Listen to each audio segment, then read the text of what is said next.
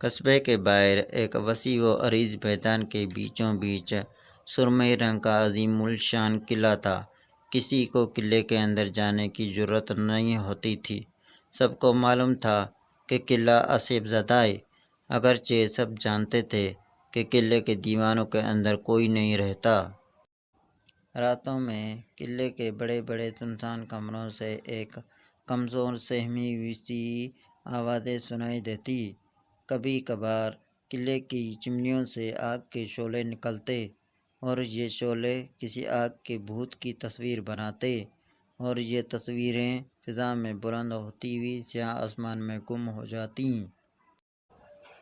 بہت سے دلیر اور مہم لوگوں نے اس بھوت پر قابو پانے کی بہت کوشش بھی کی، لیکن صبح کے اجالے میں قلعے کے سب سے بڑے کمرے میں مردہ حالت میں بیٹھے ملتے تھے۔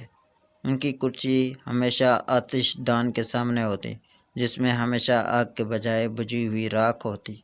سردیوں کے آغاز میں ایک دن قلعے کے قریبی قصے میں ایک پھیرے والا آیا جو بڑا ہنس مکھ تھا۔ اس کا نام ایستبان تھا اور وہ بہت نڈر نوجوان تھا۔ وہ قصبے کے بازار میں ایک جگہ رک کر اپنے برتن اور دوسری چیزیں بیچ رہا تھا کہ ایسے میں اسے چیزیں خریدنے والی خواتین نے قلعے کے متعلق کہانیوں کا ذکر کیا۔ انہوں نے ایستبان کو بتایا کہ ایسی ہی راتوں میں قلعے کی چمنیوں سے بھوت کی شکل والا دھواں اور آگ کے شعلے نکلتے ہیں۔ اگر کوئی ہمت کر کے قلعے کے نزدیک جائے تو ماتم کرتی ظلم آواز بھی سن سکتا ہے۔ ایستبان نے حیران ہو کر ان سے پوچھا، معزز خواتین، مجھے ایستبان بہادر کے نام سے جانا جاتا ہے۔ میں کسی انسان سے ڈرتا ہوں اور نہ ہی کسی بھوت سے، میں صرف خدا کی ذات سے ڈرتا ہوں۔ مجھے تو خوشی ہوگی اگر میں قلعے میں آج کی رات گزاروں اور اس مظلوم روح کو دلاسا دے سکوں۔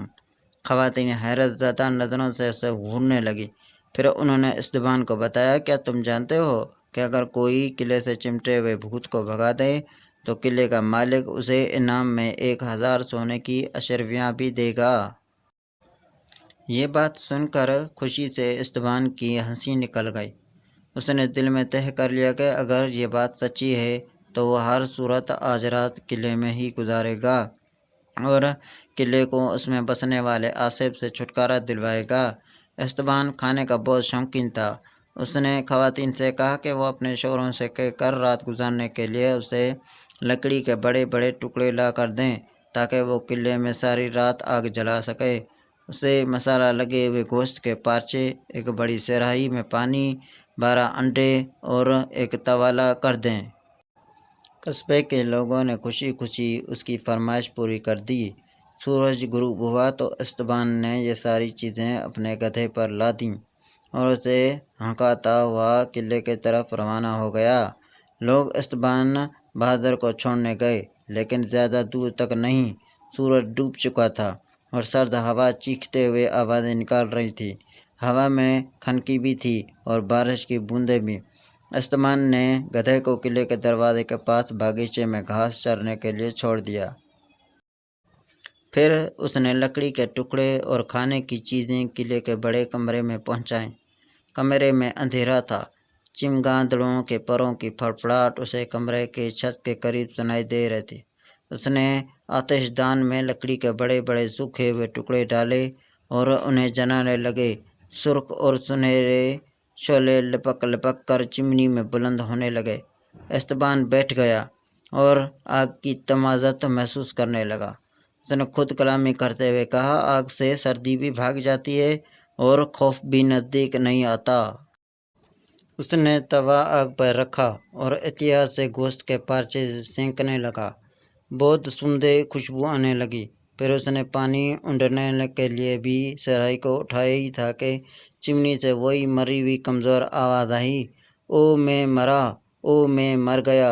ایستبان نے جلدی جلدی پانی کا گھونٹ حلق سے نیچے اتارا اور پھر صحرائی قریبی رکھ لی۔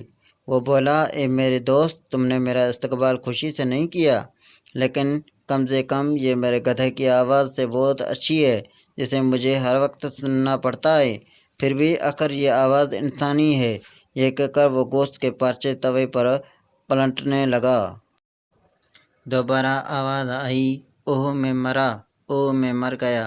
استبان نے پکے ہوئے گوشت کے ٹکڑے احتیاط سے رکابے میں رکھے، پھر اس نے ایک انڈا توڑ کر توے پر ڈال دیا۔ وہ انڈے کو تل ہی رہا تھا، آواز دوبارہ آئی۔ اب آواز میں کپکپاہٹ، وہ خوف کے جھلک تھی۔ کوئی بولا، نیچے مجھے سنبھالنا، میں گرنے والا ہوں۔ استبان بولا، ٹھیک ہے، لیکن میرے توے پر نہ گرنا۔ تبھی دھپ سے کوئی چیز گری۔ یہ انسان ٹانگ تھی جو چمنی کے باہر قریبی پڑے ہوئے تھی۔ ٹانگ پاجامے میں ملفوف تھی۔ استبان نے ایک گوشت کا پارچہ انڈے کے ساتھ کھایا اور پانی کے 2-3 گھونٹ بھرے۔ کھنک ہوا قلعے کے ارد گرد سیٹیاں بجاتی گزر رہی تھی اور تیز بارش پورے زور سے کھڑکیوں سے ٹکرا رہی تھی۔ تبھی آواز آئی جس میں بہت جلدی تھی، آئی، نیچے دھیان رکھنا، میں گرنے والا ہوں۔ پھر ایک اور دھپ کی آواز کے ساتھ کوئی چیز چمنی سے نیچے گری۔ استبان نے قریب پڑے چیز کو دیکھا۔ وہ دوسرے انسانی ٹانگ تھی جیسے پہلے تھی۔ استبان آتش دان سے تھوڑا ہٹ کر لکڑی کے اور ٹکڑے لایا اور انہیں آگ میں جھونک دیا۔ پھر اس نے کچھ اور گوشت کے قطلے اور انڈا توے پر ڈالا۔ تبھی چلاتی ہوئی آواز گونجی، میں گرنے والا ہوں، مجھے سنبھالنا۔ استبان ہنستے ہوئے بولا، آ جاؤ بھائی، آ جاؤ، لیکن میرے انڈے کو بچانا۔ تب دھپ کی آواز آئی جو پہلے آوازوں سے کہیں زیادہ تھی۔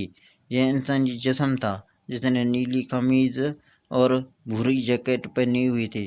تب استبان تیسرا انڈا کھا رہا تھا اور گوشت کا ایک اور ٹکڑا۔ تب پھر 2 دفعہ آواز دوبارہ آئی اور دونوں دفعہ 2 انسانی بازو گرے۔ اب ایک طرف تو استبان مزید گوشت کے ٹکڑے سینک رہا تھا تو دوسری طرف سوچ رہا تھا کہ اب گرنے کے لیے سر ہی بچا ہے۔ مجھے بھی اشتیاق ہو رہا ہے کہ میں اس شخص کا چہرہ دیکھ سکوں۔ تبھی آواز آئی، دیکھو دیکھو، میں گر رہا ہوں۔ اور پھر وہی ہوا جس کے بارے میں استبان سوچ رہا تھا، یعنی سر بھی چمنی سے فرش پر آ گرا۔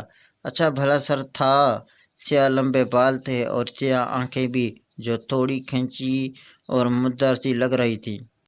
گوشت کے ٹکڑے ابھی آدھے باقی تھے۔ بھوت کے جسم کے سارے حصے ایک دوسرے سے جڑ گئے۔